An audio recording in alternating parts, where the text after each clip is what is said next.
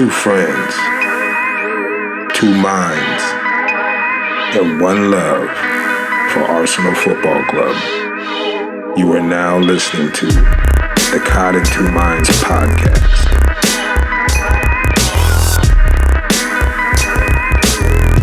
Hey, what's up?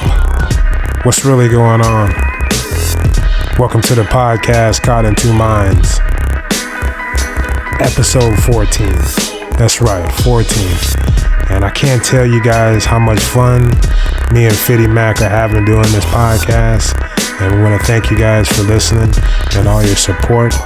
I would ask that you please head on over to iTunes and subscribe, rate, and review. All feedback is much appreciated. Today on the podcast, we discussed Arsenal's 2-0 victory over Basel in the Champions League, and just what a pure pleasure it was to watch the team chemistry evolve right before our eyes.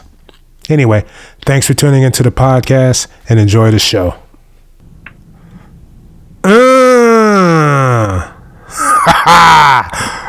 What's up? 2-0. What's up with you, dog? Not too much. E. Marshall here. You tuned in to the Cod and Two Minds podcast. I'm joined as usual with my co-host, Fitty Mac. Hey. Another glorious night, European night in the Champions League for the Arsenal. 2-0 victory over Basel in the first half where I thought, man, we looked flawless. At certain points of the game, I was just gushing. A beautiful victory. 2 assists by Alexis to Mr. Theodore Walcott. Just a brilliant display. Fitty, what are some of your thoughts on that game? I mean, I think he's graduated. We can't call him young Theo anymore. He's not an old man, but we can't call him young Theo anymore. No, we can't. Just everything you've dreamed Theo Walcott would evolve into as a football player, he's doing it now, and it's just moving him back out wide was just he came to the conclusion.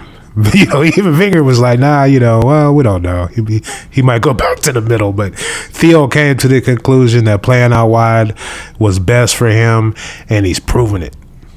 I'll tell you what, I'm wondering what you think, but, it's kind of curious. The timing of it is at the same time Alexi went up top. Exactly. When Alexi's gone up top, you can clearly see Arsenal's got a little different style to their game. It's quicker, faster paced. But I think also the fact that, when it's Giroud, Giroud has his style, but he's kind of planted down low and maybe doesn't leave Theo that space to make those beautiful runs he's been making. Yes. Where Alexi can come up, receive the ball a little bit higher at times, maybe demand a little more attention running around like he does, and that allows Theo that time and space to kind of make things happen. Yes, all three of them are pretty interchangeable. They're all over the pitch up top. You don't really know who to mark. And Theo, like Giroud, is basically out there to win goal kicks, hold up play, and the term hold up play, it says everything that's what's not going on now with Arsenal. It's constant movement, everybody zipping around, through balls, over the top. We don't really play that same goal kick to Giroud. He wins it or controls it or flicks it to somebody. Just the whole build-up play going into the attack is slowed down with Giroud. And I was one of the people that was like, man, when Giroud's not playing, like, what are we going to do? And now you clearly see what we're going to do. You're going to have a lot of attacking, quick players zipping around, interchanging with each other. The second goal, the 1-2, and it's just been brilliant to watch. And Alexis he's a damn monster. Like that little give and go is like it's almost one of the most basic plays in soccer, but when it's done to perfection, it's so beautiful. It's so beautiful, and you can't defend it. And you can't really defend it, especially with players that have pace. And yes. Theo's got pace to burn. Yeah, so it was just the game itself. I thought we played great. I thought Alexis was just wonderful again. He must sleep so well at night. You know? Yeah. You know what I mean? You know, I mean he plays so hard, and the close control with the ball at his feet, those little touches, that little turn, like he'll turn one way. You know, it's so tight. Like he'll turn one way, and then if he gets you on that other way, man, the defender's falling down, slipping and shit. Yeah. It's a thing of beauty to watch what's the word I'm looking for? He's just so down. Like he's just like, what? Let's go out here and let's do this. The intensity. That was ride or die, dog. Ride or die. You know. And that's it reminds me of like when you're playing FIFA on your Xbox or your PS4, whatever you play on. And at some point when you're playing people online, you come across guys that like they know which way you're going to turn. Right. When you're receiving a ball, and it's hard to play against them and stuff. But Alexis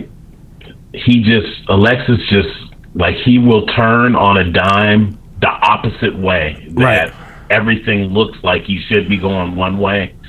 And not only will he turn the other way, but he will get it up pitch and start going before anybody could react. Yeah, he's not bullshitting at all. And in the him as a lone striker, it works.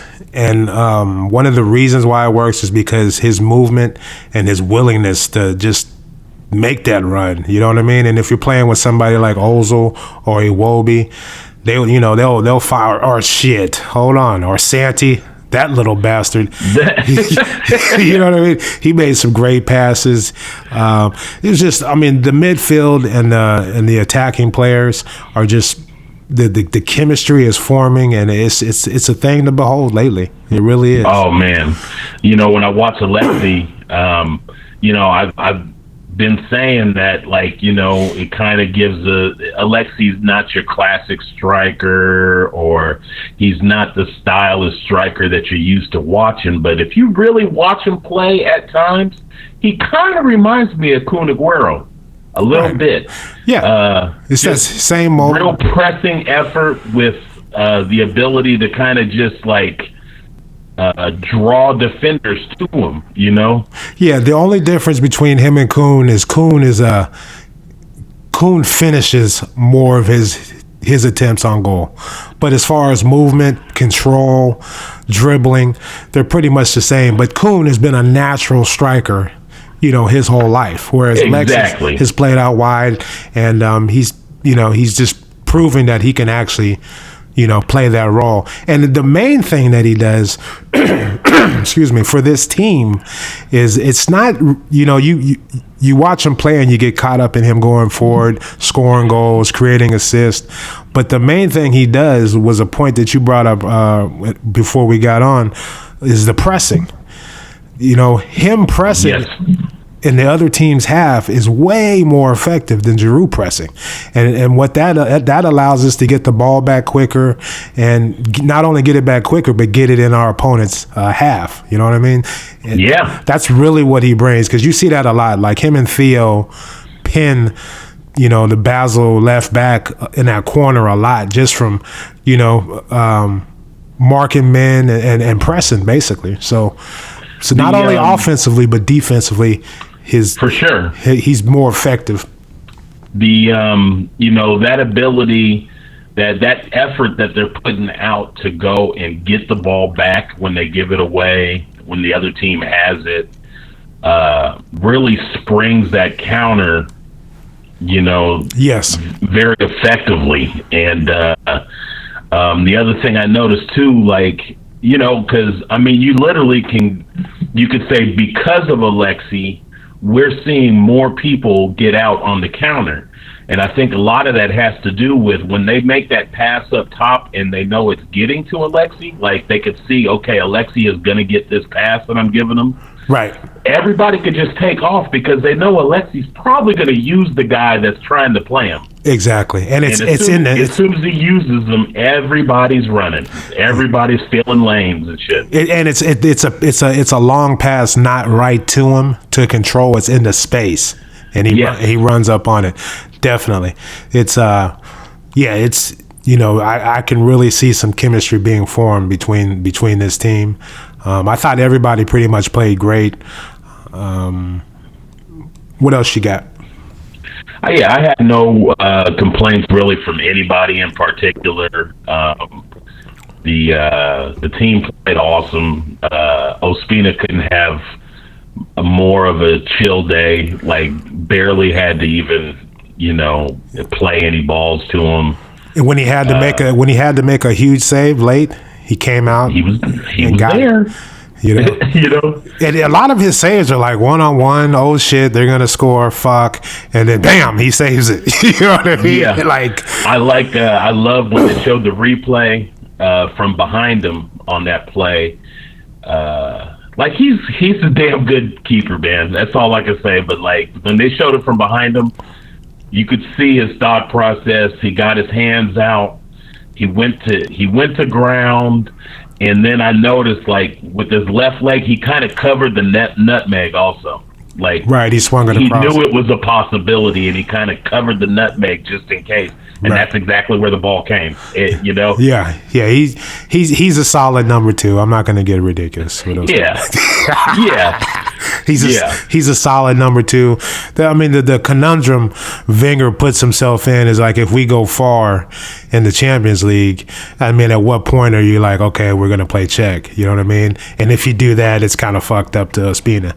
But I mean, this is how Wenger wants to do it. That's fine. I'm not, I'm done. Second guessing Arsene Wenger, because every time I do, he's proven me wrong. So I'm done with it. He can do whatever he wants to do. I mean, to me, it's another nod to the squad depth. When we have enough depth, I really feel like we're getting the most out of the guys on the pitch, because I think it's real. It's real that Theo's thinking, you know what, if I don't really come up, perform, do my best, really give out an all-out effort, I can easily lose my spot to Iwobi or, somebody else, on the squad. Right. It's competition for places is out of control right now. Like, when Ramsey gets healthy, what's he going to do? I was just going to say, everybody in the midfield, with the exception of maybe Ozil and Alexi, even though Alexi's playing up top now, but just about everybody's got to be thinking like, Wenger really loves Ramsey. When Ramsey comes back, who's out? Could be the idea. Let me prove that I'm worth staying out here right now. Yeah, he loves putting Ramsey in games. Well, what the Euros showed everybody was Ramsey's best position is where Ozil plays, and he's not better than Ozil. So, you can try to force him into the team at a different position, but he'll get a nice little Capital Cup run or whatever it's called now, and get some time that way. But yeah, his best position is where Ozil plays, based on the Euros for Will. Yeah. What about the defense? What about Mustafi and Koscielny? How you liking that partnership? Can't say enough, man. I mean, it's a blessing to have chemistry between these two guys. And speed, so fast, and speed. It's a beautiful thing. What I say, I think I tweeted Koscielny is the happiest man on the pitch because he finally has somebody with speed playing next to him. You know what I mean? Like he looks like he's like, a little calm now, and it's just he does. It must be. Whereas Mustafi is kind of like him, like he's the one running around, catching up to people, and just putting in tackles, reading the game, slipping passes, long passes. But it's got to be. It's what I think Mustafi is going to do for Koscielny. You're going to really be able to appreciate Koscielny's game now because, he does have somebody next to him who's capable of with speed of making plays. You know what I mean? Yeah. Whereas Purr he just didn't have that. His positioning and his class was what kept him out there. But you got to have speed, man. You got to have speed, and that's what Arsenal's doing now. We're playing with speed everywhere. You know what I mean? Yeah, everywhere. And I mean, he's got to have a lot of confidence when, like, Mustafi is already proving, like, if Mustafi commits to kind of drifting off of the center because of a ball that's coming or a player that's coming, like, he's got a lot of confidence in Mustafi that, hey, if he's going out there, it's because he knows he can get there, deny the ball, right, kick it out of bounds, stop this, put that fire out. Yes, he did that. He did that a lot when Bellerin was up there attacking. You saw Mustafi drift out wide and just put that fire out. And I think that is forming into a beautiful team as far as those two at center back and the whole defense and back line. What I say, Monreal looks like he's back. He's not fucking around anymore, and that can go really going both ways. Yeah, that can go back to your original point. Like, he knows, because Gibbs hasn't played bad when he's come in, and like he knows I gotta pick my game up, or this guy's gonna be starting here soon. Sure. So the competition for places is helped the team, the depth, and the back line is really. The defense looks solid. I mean, we talk about the chemistry in all different ways. Center backs chemistry, the chemistry between Alexi, Ozil, and Theo and Iwobi is all great. But like even up just like the left side of the pitch, I even noticed with Monreal is just like there seems to be great chemistry there as well. Like when he goes forward, you see Iwobi drop back just a little bit to make sure that things are covered. They play off themselves very well over there on that side.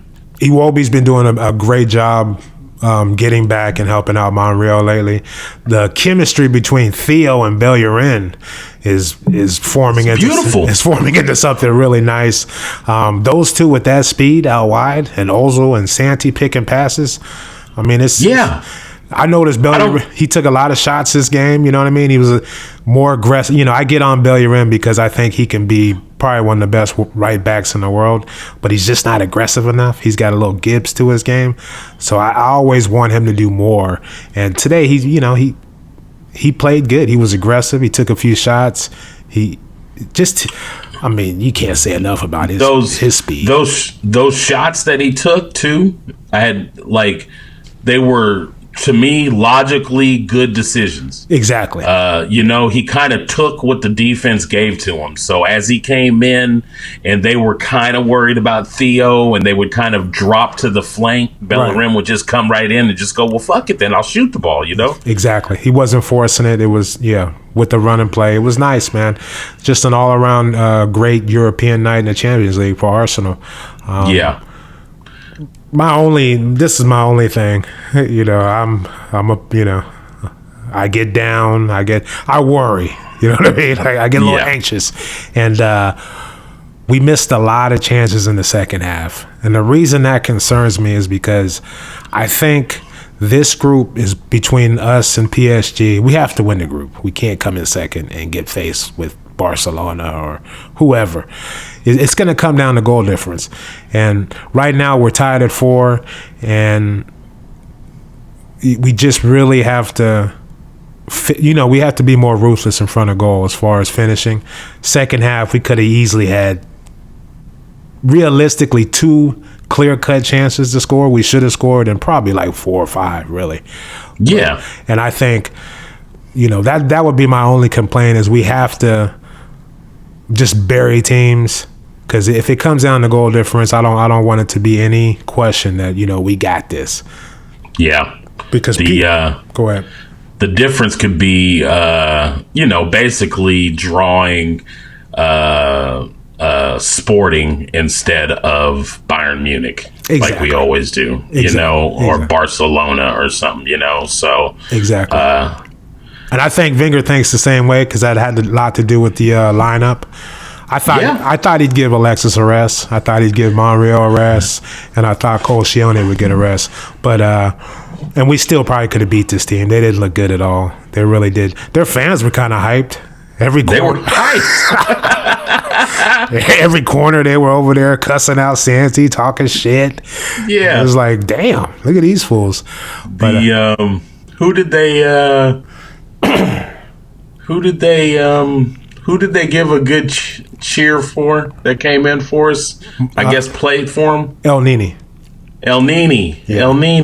That was real classy of them, Yeah, that was nice. I know these kind of things happen in football, but it was still like a good moment, See El Nini come in and them actually praise him, Yeah, that was good stuff. Good stuff. Anything else on the game? You know what? Like you're talking about at the end of the game. I mean, kind of on a counter note to like not putting some balls away. Yeah. I kind of laughed out loud at one point. I don't know if you remember, but I think it was about 5 minutes to go, and they kicked the through ball way down to the corner, and Santi went down to go get it. Mm-hmm. And he immediately just threw a cross in when there was nobody with him. Yeah. And I was just like, like this is Arsenal. Like, yeah, we just continue to throw balls in, like where he could have sat down there and probably burned another 2 minutes off the clock, just like playing with it down in the corner or something. But no, we're gonna just swing one in there and see what happens again. Yeah. Ozil was a little off, but he had a few moments in the game that made you laugh, made you giggle. He nutmegged somebody, he turned on somebody. You know what I mean? He's just brilliant. Like it wasn't his best game, and he looked a little tired towards the end. I thought Wenger might take him out, but throughout the game, he'd do like a little something that just makes you go like, look at this motherfucker. He's got look at this guy. People don't even know, like they don't even like give him credit or recognize the fact that Ozil has hella swag to his game, dude. Yeah, he's just so silky smooth and just when he hits the turbo button and he stretches his legs, he's fast. You know what I mean? He's not as slow as people think. I mean, it's everything's an illusion with his game. Everything's an illusion. Like you just that's right. Oh gosh, that's right. You look into those eyes and you start fucking going crazy. But everything's an illusion. Like when he stretched, like when he scored the goal on Saturday against Chelsea and he stretched his legs and he was running at full. Yeah. He was flying down the field and you're like, wow. Yeah. I don't ever see that guy run that fast throughout the game. They had one where they put it up over the top to him, and he was racing the goalkeeper to the ball. Oh yeah. And I was like, wow! Look at Ozil is moving, man. Look. Everything's an illusion. He's great. I'm glad he's on our team. The rumor has it is he signed his contract and he'll be wearing number 10. I'm so past that in my Arsenal, rooting for Arsenal. You know what I mean? Like, wait till the fucking website announces it. Fools on Twitter, yeah, we got him. I don't know what that's gonna mean for Jack, and it's like that's not how we do business. I know, dude. So, but anyway, I hope he signed it. I hope it's true. I felt a little bit bad today for the Ox, who hustled his ass, tipped it past the goalie, but the touch was a little bit heavy. He hit it a little too hard. Just a little. He still did a good job to get back to it, but then Then he made the wrong decision on the pass. didn't make the pass right and shit. Yeah. I'm just like, oh, the poor guy, dude. Yeah. Ox. Yeah, poor Ox. But once again, I mean, I hate to even bitch about anything in the game, but once again, I'd say at least twice and one time for sure I saw Ox. Like, he came back on defense. He kind of took like a little swipe because he thought he kind of guessed right on somebody's pass. Yeah. Missed it and then just stopped. he just stopped and he stood like flat-footed and like kind of looked around where I was like, dude, just because you mid, the ball's still only like 8 feet in front of you. Like, get in the game, dude. Yeah. Go get in the game, dude. Like, he can't get right. He can't get right. It's just, but I mean, going on in his head, man. It's it's the classic. It's like, this is the thing, dude. We praise Theo deservedly, because you can see in Theo's body language that he is not bullshitting anymore. You can see the way he looks on the pitch. He's serious. There's no more, oh my gosh, this is great, gee willikers. He's focused, he's serious, and he's concentrating on being a professional. And it's just it's a great thing to watch, man, because this is what we wanted, and I think that's Ox needs to be that guy. He needs to be focused. His body language needs to change, and he just needs to get serious and dig in as far as his career and what he wants to make of it. You know? Yeah. You know, no more smiling, no more, Jerry curl on top. You know, just get focused and let's play some football, man. You know, I mean, he's got the ability. And an eye opener could have been for him is that Wenger chose to send Wilshere away and kept Ox. You know, it could have easily gone the other way. It could have, you know. Yeah. And, I mean, Ox could have taken that as like a sign of like respect, or, and said, I need to really make sure I'm putting an all out effort out here. But I don't seem to see it. Like, yeah, it's whatever. That's gonna do it. We got Burnley on. Look how I end the show. It's like, yeah, whatever. Yeah. All right, it's a wrap. But yeah, we got Burnley on Sunday, October 2nd. It's a team. I mean, we should beat the dog shit out of them the way we're playing. I'm not going to sit here and pretend like I know Burnley's roster and what's going on with them. I know we're at Turf Moor, and I just love the way that sounds. That's the name of their stadium. I like that. That's classy. Turf Moor. Ironclad. You know what I mean? It's the real deal. But hopefully we go in there and just stomp the dog shit out of them. No playing around. If he wants to rest players, it's whatever. I'm guessing. We won't get deep into it, but I'm guessing that maybe a couple key players get a rest in this next one just by the subs today. I thought possibly Alexi or possibly Ozil would have got rested today. Yes. And they went and they took Iwobi out, and they took a couple other, so I'm thinking maybe Ozil gets a rest, or maybe Alexi, maybe both. I don't know. Yeah, he'll have to, give Alexis a fucking tranquilizer to get him out of the game. But, either way, I thought he would take him out, and he didn't. So, yeah, that's a good shout out on that. But we shall see. God willing, next show is going to be on Monday. Yeah. So, you got any motivational, anything else for the people? Any inspiration? Hey, if you're looking for somebody to get your back, a barrel-chested Chilean will always have your back. Always have your back. Strange. Okay. What kind of whiskey you got there? Oh, this little Kentucky bourbon. It's called Eagle Rare. 10-year age bourbon. Oh, wow. I can hear it. Look at you. Well, I don't know. You know what I mean? I get a little. I'm building it up too much. I don't have anything. Most of mine are about being lazy, because I'm the laziest person in the universe. So, whatever you can do today will kind of help you for tomorrow. Just get up and do something. Especially if you have any goals you want to achieve. Just slowly but surely, get up and make things happen. Trust me, I can sit around all day and play FIFA and dream about shit, but you got to actually do stuff. And, that kind of sucks if you're lazy. But anyway, that's all I got, Hey, it's good enough. FIFA's out. Everybody get your new FIFA. Have you got it yet? Haven't got it yet. Me neither. I like to let the kids get it first and, build their characters up and get their online presence going before I come in there and destroy those little bastards and make them yell at their moms. What do you say? Make them yell at their moms?